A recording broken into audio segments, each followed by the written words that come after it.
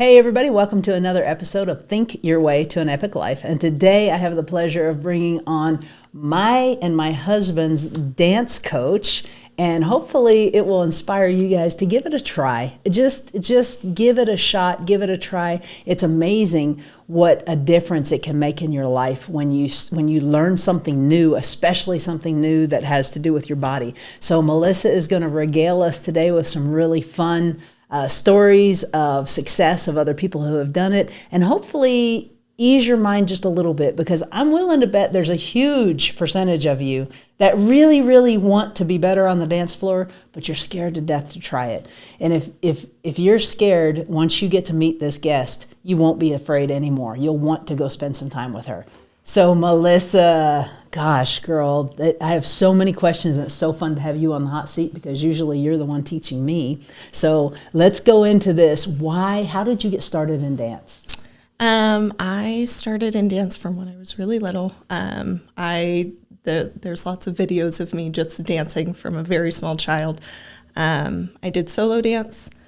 Growing up, I did ballet, tap jazz, all of those things. And then I had an injury that put me out of those things for some time. And late high school, I got into partner dancing on a whim. And I joined my college dance team because I knew somebody who knew somebody. And I fell in love with it from there. And then kind of the rest is history. I really enjoyed what I did, and I decided to turn that into my career. How cool is that? I mean, how many of you guys have something you're passionate about and you love, and you can imagine that that's what you actually get to do for a living? And it is amazing. And your fiance he had a pretty good job, and he left it. What was he doing? He did some government work. He's worked for the government for years. He was in the Air Force, and then worked in the civilian world around that. And it was a passion for him. He started it just as like a new life thing, trying out a new hobby, and he fell in love with the dancing. And about 2.5 years ago, he left his civilian government job to do this full time. Wow. I mean, what a dream. I believe he said Sandia. He was working at Sandia?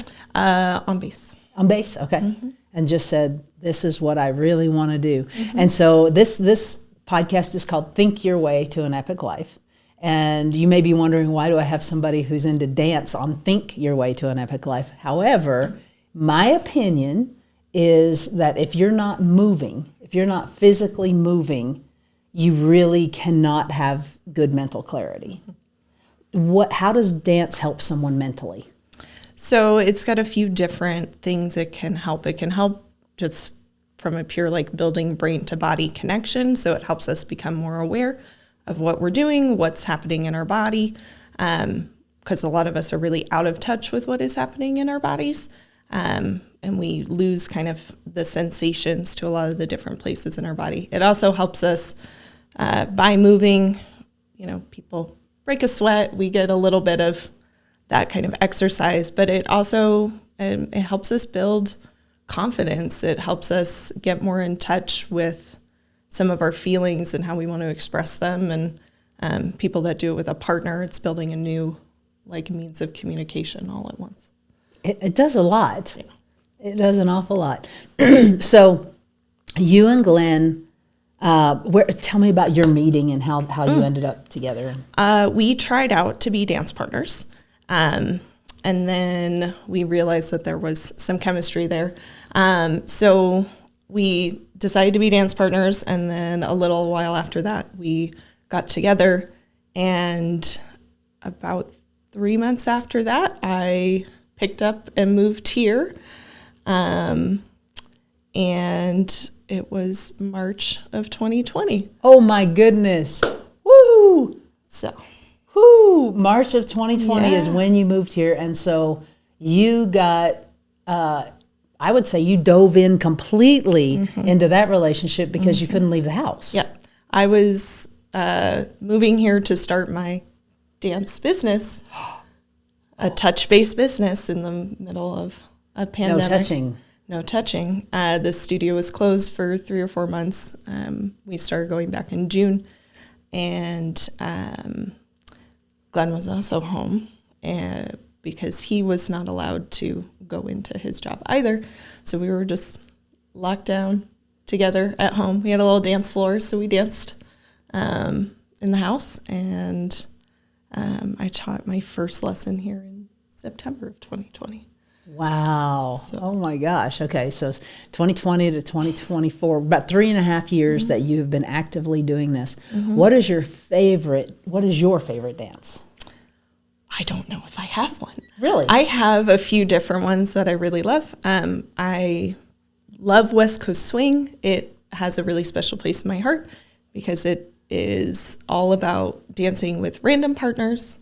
It is a social dance in its truest form, and you dance to what you hear in the music, and everyone hears something differently, which is a really fun journey to take with a person you just met, or close friends, or romantic partners. All of it is just a really interesting way to explore music because no one ever hears the same thing, and you create it in that one moment, and then it goes off into the ether, and you can never recreate it, and it's amazing. Oh, that is so cool. Okay, that's more, so it's not like salsa where you do these steps and then you do these steps and then you do this. It's free flowing. It's very free flowing. Like all of the dances can get to a place where they're very free flowing. West Coast Swing just has its biggest range. It's got the biggest tempo range. It's got the biggest musical range. It's got blues, it's got funk, it's got pop. It's just got the biggest range, so you can explore in so many different ways. I also love like samba. It's just like a personal joy of mine.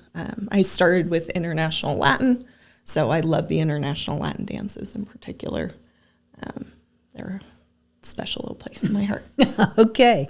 So in this 3.5 years that you've been teaching, do you have any stories of someone who came in trepidatiously and they now are loving their lives and loving dance?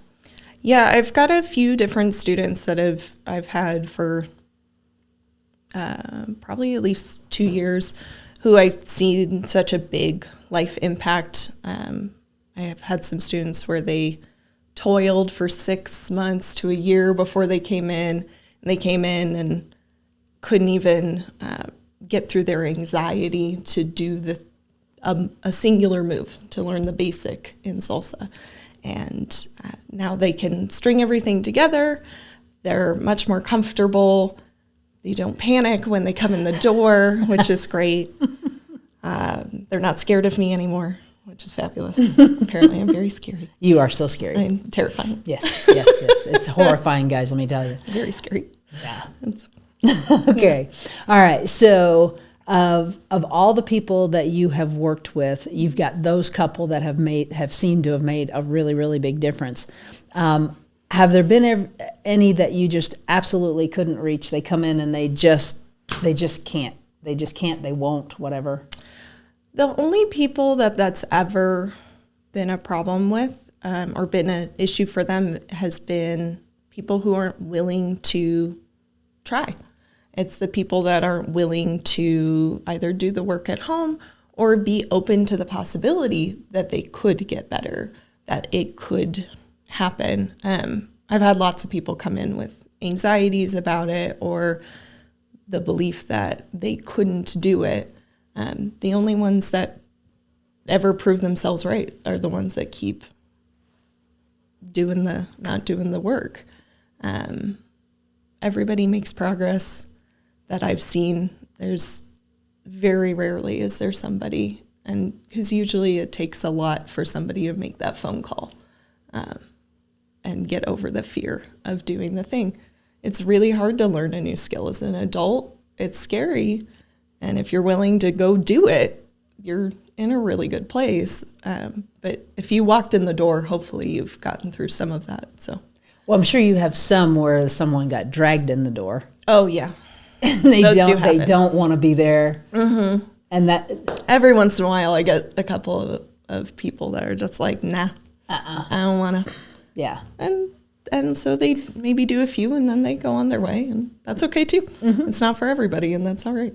Yeah, but however, guys, I want to tell you, if you will take the time to learn a new skill, Google it. Just Google what learning a new skill will do, especially a new skill that involves your body, where you're actually, thinking about what you're doing. It's very powerful.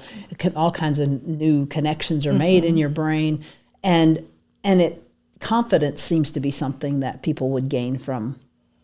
Yeah, it's really helpful I've seen it be very helpful for people with trauma experiences, people who need to get back in touch with their body again after traumatic experiences, as well as people who maybe have had relationships that really took the wind out of their sails.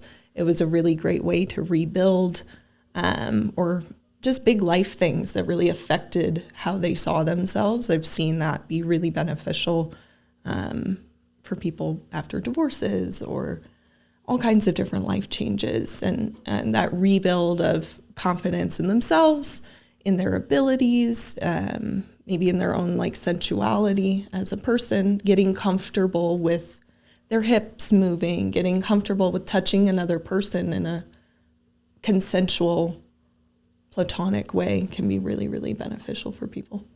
The human touch is amazing, guys. I mean, how many of you have someone that when you've got that friend, that when you get a hug from that friend,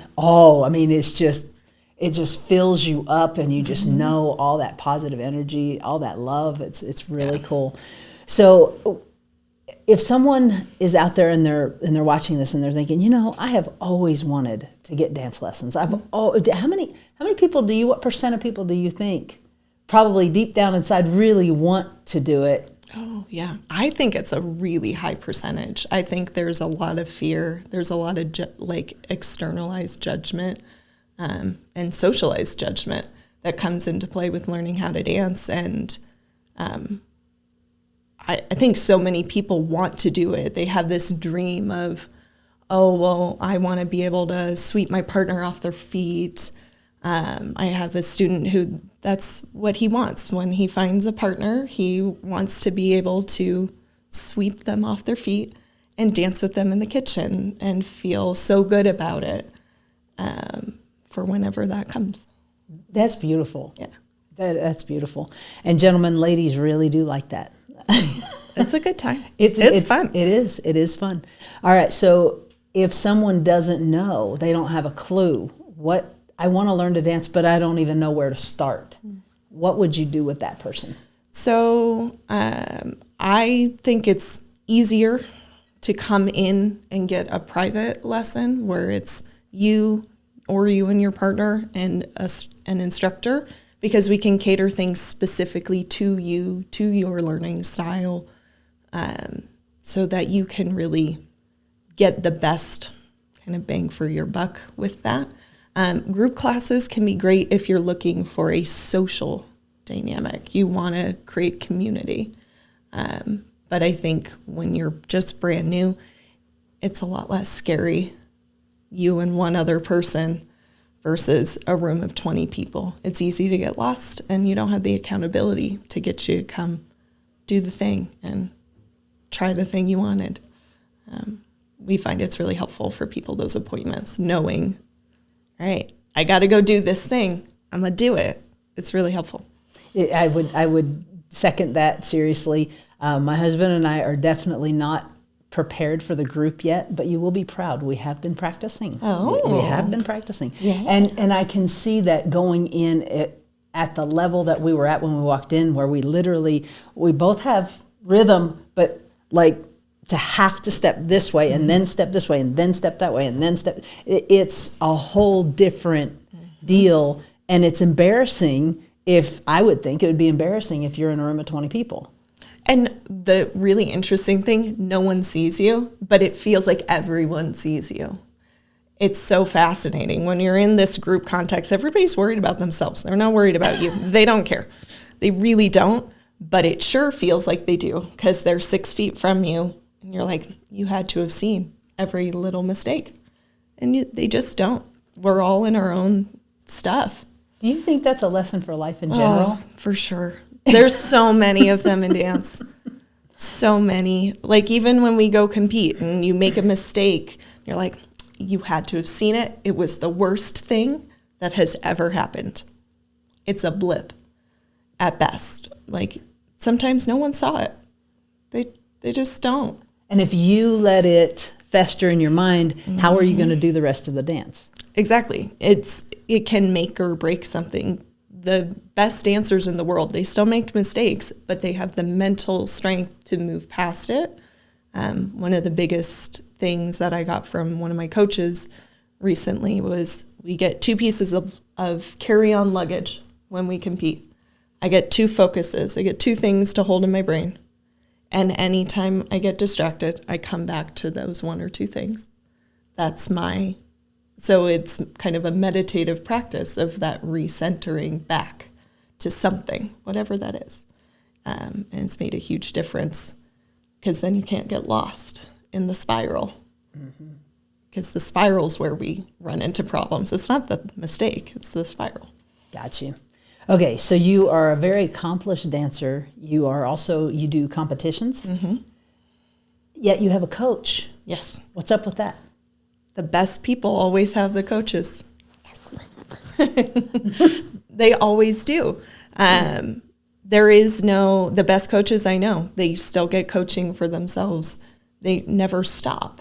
Maybe it's coaching in different aspects. Maybe it's coaching in, I have a coach who went and got a certification for motivational interviewing, which is a technique used by a lot of therapists and coaches because it bettered them as a coach. It bettered their education process.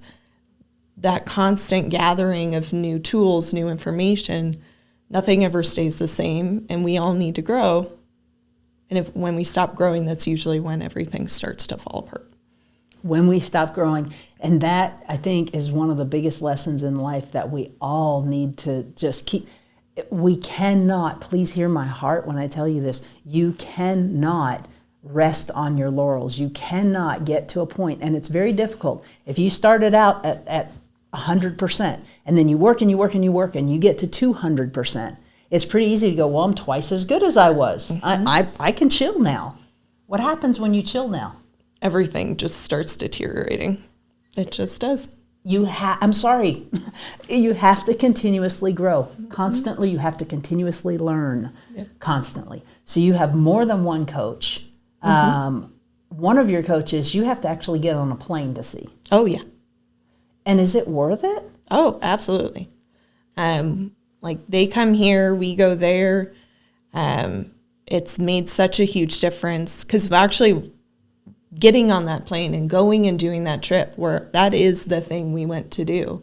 The focus is huge because we're able to take 2 days and really just hone into things and focus solely on our learning, our practicing, and taking care of ourselves and getting to spend quality time with people we really, really care about as well, which is, those things make a huge difference too. Having those relationships where you feel really supported, really like true mentors, it's made a huge difference.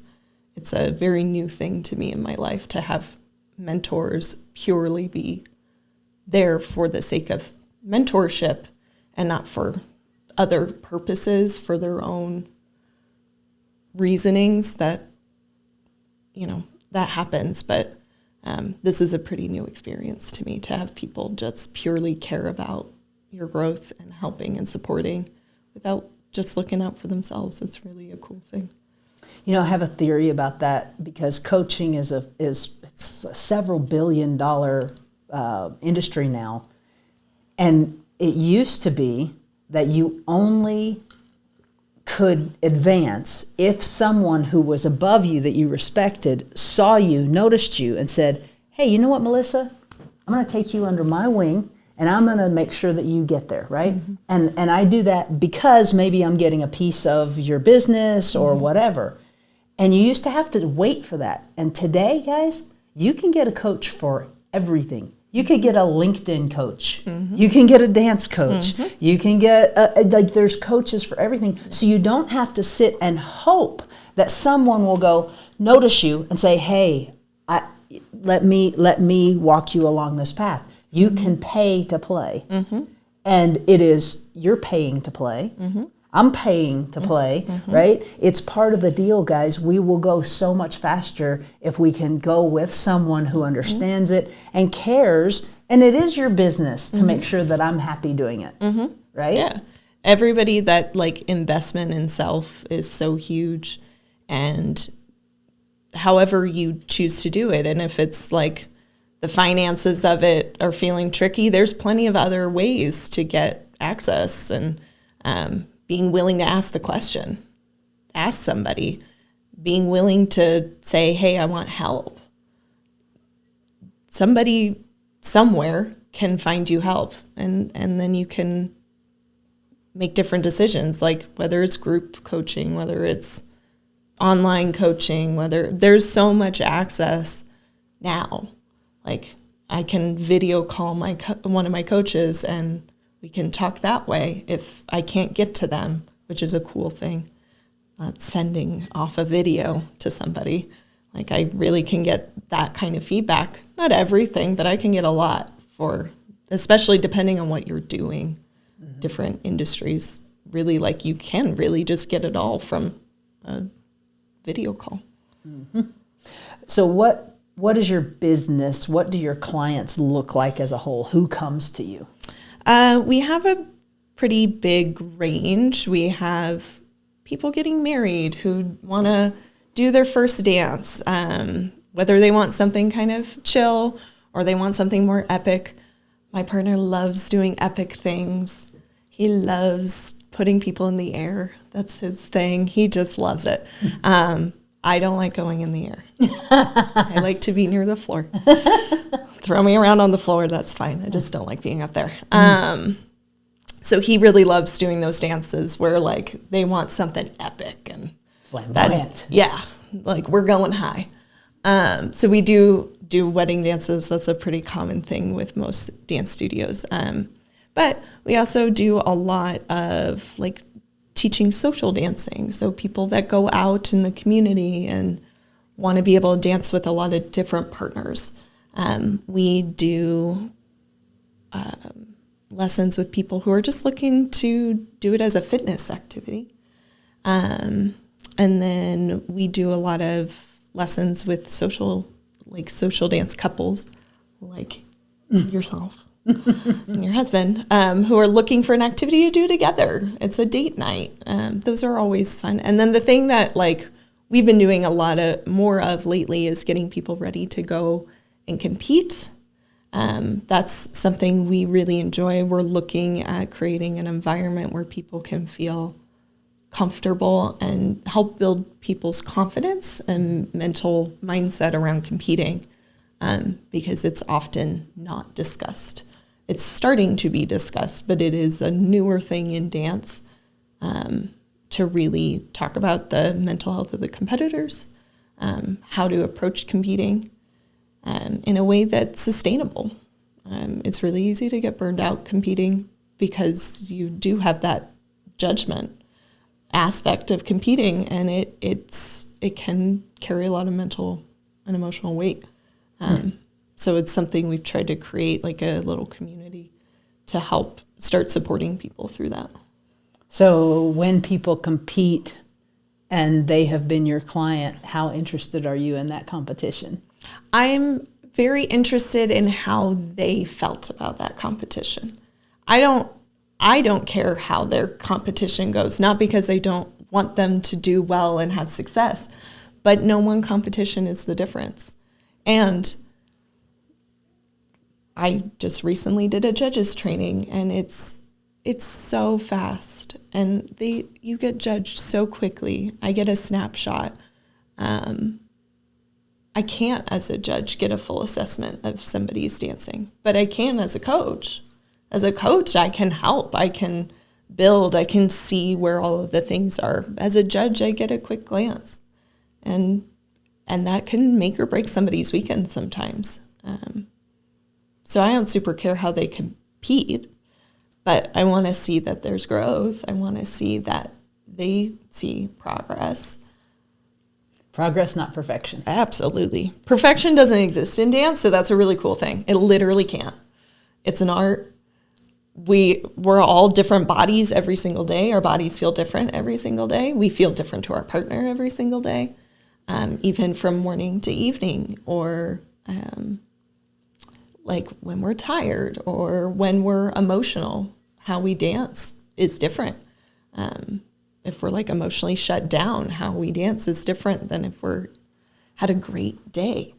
Your state going into it is everything. It makes a huge difference. It's why like having those 2 pieces of luggage, or why having, a mental practice before you go compete, whether that's listening to your favorite tunes and just jamming in your hotel room, or maybe you do yoga and you stretch and you do these different movements to warm up your body. You kind of got to get it all on board. It's not just a body thing. Right. We got to get everything. Got to do it all. Yeah. So you have a very unique ability, I believe, and I don't know because I've only had one dance instructor, but you have a very unique ability to explain things in a way that sticks with you. And one of the things that you talked about in salsa was the frame, and how it's the man's job to hold the frame in like a big ball, like one of the big exercises ball, and it's the woman's job to keep the distance, to keep the frame, to keep it safe. That I think is true in life as well. It often is like we always have to be. Everybody has to be setting those like boundaries on things. I teach lots of leads and lots of follows of all genders and all orientations, and it's always about like, what's your role? What role do you want to have? I don't care which role you pick. So all of my leads, their job is to put the boundaries. A really cool analogy one of my coaches used was, who wants to go play in an empty field versus a jungle gym? I want to go play in a jungle gym. It doesn't mean I have to play how it's intended to be used. I can use the monkey bars however I want. I can slide backwards down the slide, or I can run up it. But I need boundaries. We all need them. And then as a follow, my job is to fill out the space, fill out whatever space is available to me. We have to be willing to take up space. So especially for my dancers that do both roles, like I do both roles, I know a lot of dancers that do, and I have to switch what I'm doing. What's my job here? Is my job to put the container on, or is my job to just fill up whatever's there? And usually the space to fill up is a lot bigger than we think. It's true, and I do believe that women specifically have a hard time taking any space. In general, not all women, but I do think women, it's just the years and years and years of how things have been, are a lot more subdued, and they're not gonna, whereas you're just like, no, you've got to be there. You've got to fully, it's very cool. Dance generally has some like overtones from that time of, this is like, follows just need to go places wherever the leader tells them. And that no longer is the case in our dance world anymore. It is really a true partnership. We really want to see that dynamic of both. So I know you can't say I have a favorite client, but what would be a perfect new client for you? What would make you like, wow, this is cool. I'm really excited about this. I love people who love to learn and are willing to put in the time, put in the effort. It doesn't just have to be in a lesson dynamic, but also people that are willing to go home and practice. The students that take the time and go home and they work on their material and they're willing to hear what I have to say and try and implement it, rather than looking for someone to back up everything that they're looking for. Want to see people who are willing to try try new things, try new thoughts. We get a lot of preconceived notions as to what should be the case. And it's really cool to try the things, even if you're like, nah, I feel like that can't be the thing. I was like, try it. Wholeheartedly try it. Okay. You know, it's so fascinating. Our brains are designed for a lot of things, but two main things. The number one thing is to keep us safe. Oh, yeah. The number two thing is to prove us right. Mm-hmm. And so, guys, please hear this lesson from Dance that applies to everything with Think Your Way to an Epic Life. You have to be willing, right? You have to be willing to let go and say, okay, maybe this is just my brain trying to convince me that what I've thought all this time is right, and instead go, wait, I'm willing to try something a little different and just see what happens. Yeah, it's huge, being willing to see. Just why not try? What's it going to hurt? Oh, it might be scary. That's okay. You're allowed to be scared. But being willing to try, being willing to be wrong, being willing to suck at something. It's okay to suck at stuff. It's fine. We'll make it. It's going to be fine. It really, there is no perfect way. There is no perfect solution. And we all think that there could be, and there isn't. But what we can do is take the next best step forward. I love it. You have to be willing to crawl before you can walk and walk before you can run. And so when you try something new, you're going to suck at it. Yeah. It's just the way it is. But what was one of your fastest turnarounds that you can remember where somebody just oh my gosh, they're on their toes, and then the next thing you know, wow, look at you go. It was like this, it's always like a mindset shift. It's never like the number of hours necessarily that anybody puts into it. It's their willingness to be like, oh, maybe I can do this. I've had people come, oh, I'm looking to learn just because I have this special event, their kids getting married, something like that. And then they're like, oh, wait, I can do this. And they found so much joy in it for themselves, and it's built up their confidence so much as a person because they were willing to try it and get a little awkward. But they weren't really fully willing. That's the cool thing, is they're coming in and they're like, they're protecting themselves against the fact that they believe they're going to suck by saying, I really don't want to do this, but I'm doing it anyway. Instead, just come in and go, whatever, let's do this. Nobody knows. No one's ever going to see what you're doing inside of your studio, especially on the private ones. Yeah, nobody sees you. I'm not judging you. My goal is to help people find whatever it is they want out of dancing. If it's they want to just get amazing and go compete all around the world, great, awesome. We love that. We like going and traveling. That's always fun. If it's that I just want to feel more confident in my body, I want to feel strong in my choices, the way people's confidence changes and the way that they associate to themselves, it's so different. But being willing to just come in, get weird, it's fine.